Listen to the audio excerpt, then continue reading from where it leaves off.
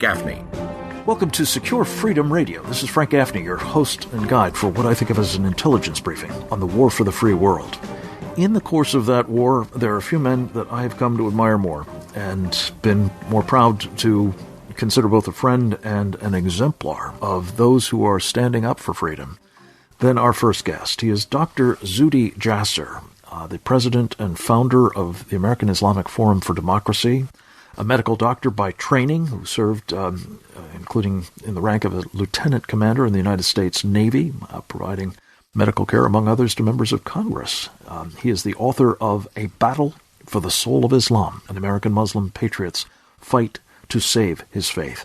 Dr. Jasser, you're always welcome here. Good to have you, sir. Thanks for joining us. Always great to be with you, Frank. Thank you. So, Zuhdi, let me ask you about Brussels. One of the things that I think is slowly beginning to dawn on people is that it wasn't just this most recent attack. It's that, as we're seeing with raids taking place again and again and again in Molenbeek and other parts of Brussels, that there's not just a network, but there's really a community upon which these jihadists are drawing. Is that a correct analysis of what we're seeing there? And to what extent do you think that it, has important insights for us as to what might be developing here as well? Absolutely. I mean, there's so much to be learned there, and that people should realize that these cells are protected by organisms, and the nucleus of that cell might be the act of terror and the group that actually commits the act, but it's protected by a bigger cell of ideology, would be the state of mind of being in the land of Islam versus the land of war. And these families that come to live in the West, if they're Islamists, they see themselves living in the land of war. The enemy is anyone who is non-Muslim. So even though they may not necessarily agree with the acts of terror, they will protect the terrorists as being, as we saw, even some were throwing stones at police as Abdus Salam was being arrested. And then we see now one single cell has committed multiple acts of terror 4 months apart because they were being protected. So I hope the West and America can wake up to the fact that these are insurgents. This is an insurgency movement, an insurgency ideology, as Quilliam Foundation and many of the member groups of our Muslim Reform Movement have been trying to wake up people to understand. They don't wake up as militants overnight. There is imams, ideologies that push them in that direction, and we have to be following that. Over the weekend, Bill Bratton, former commissioner of the New York Police Department, then went off to Los Angeles, is now back in the NYPD, had a rather harshly critical piece in the Daily News attacking Senator Ted Cruz for observing, basically, I think what you've just said, Zuhdi Jasser, and arguing that we need to have a law enforcement presence in these communities to try to help moderate Muslims like yourself prevail in the struggle over the direction of those communities.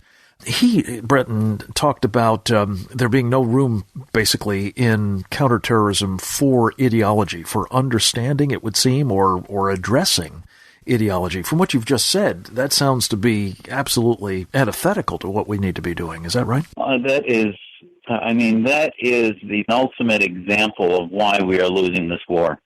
America was founded on ideology.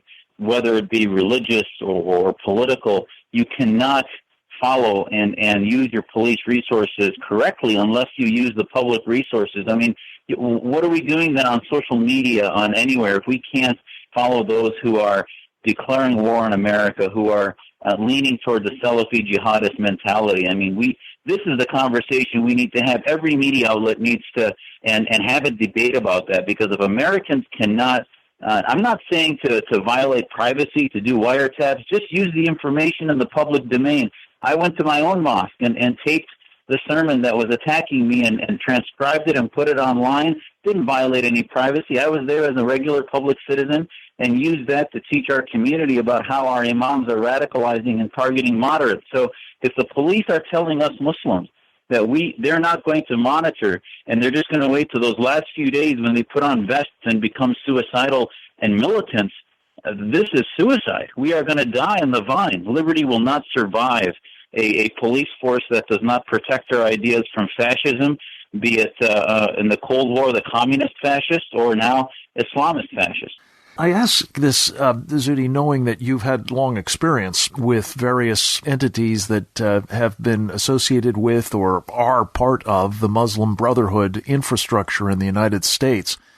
And one of them featured a roundtable with Hillary Clinton last week, the Muslim Public Affairs Council. And I'd be very interested in your take on that group and what it is saying to Muslims in your community and more broadly that a would-be presidential candidate representing the Democratic Party would be trafficking with an entity like MPAC. Yeah, I mean, we saw that now, not only a roundtable, but MPAC has on its homepage now that it is working closely with Hillary. So if you look at most of the verbiage about countering violent extremism rather than, which we want it to be, countering violent Islamism, that CVE verbiage came from MPAC over the last 8 years in their close relationship with Obama.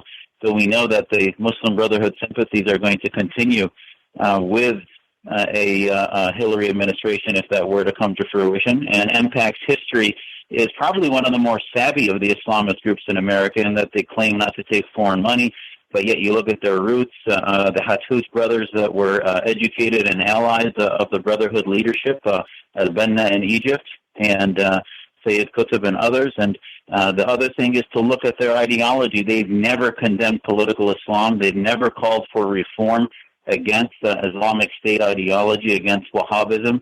Yes, they do condemn terrorism and have condemned Al-Qaeda, but the bottom line is they are very slippery and are part of the Muslim Brotherhood legacy groups. And even their Al-Mariyati, their founder, was on the radio right after 9/11 saying that 9/11 was an Israeli operation, touting conspiracy theories and other wacky things that now he's walked back. But the bottom line is this is the fruit of their tree. It's one of part of that stealth insurgency, if you will. Our guest is Dr. Zudi Jasser, the president and founder of the American Islamic Forum for Democracy, also the author of A Battle for the Soul of Islam. Two things that I want to talk to you about in your neighborhood. One is a verdict that came down about jihadists living there in Phoenix, and also the rising challenge that we're hearing law enforcement is having with a Somali community in Phoenix that seems to be in the process of trying to sort of establish, not a no-go zone exactly, at least areas that the authorities are reluctant to enter. Can you shed light on both of those, please? Yeah, I mean, it's amazing to me. I know there's been a heavy news few weeks, but the fact that we have the first conviction of Malik, who was assisting in the Garland ISIS-related terror acts and convicted by a jury, a couple-week trial, convicted a man who had attended the Islamic Center of Phoenix here and had actually been bailed out by the Council on American Islamic Relations back in 2010 and touted in the Muslim Voice newspaper here as being a victim of law enforcement, etc. Our own community outreach director at the American Islamic Forum, Courtney Lonergan, is on record with the local newspaper here, interviewed a month ago, saying how she had talked to authorities and others about his friends and how radical they were and how she was ignored. And all of this, we talked to local anchors here and NBC and others, and they just dismiss it. We tell them, doesn't this then tell you, go back to CARE and ask them why they didn't put a press release out giving a mea culpa about defending this man who's now a convicted terrorist, and nothing.